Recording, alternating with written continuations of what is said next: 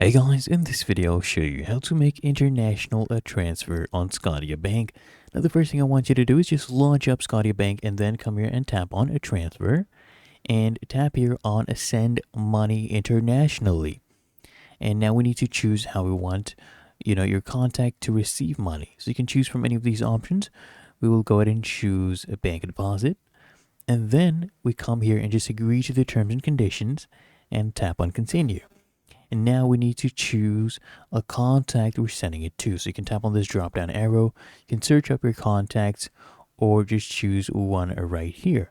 Okay, to choose one, you just tap on this circle to select them, and then you choose the from. Okay, so you tap on this down arrow and choose which account you want to send this transfer from. You can select the purpose here.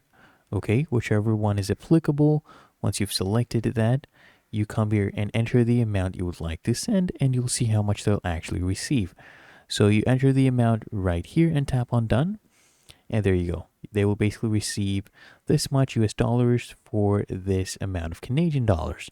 And once you've done reviewing all your details, you will be able to send it, and there you go. This is a confirmation.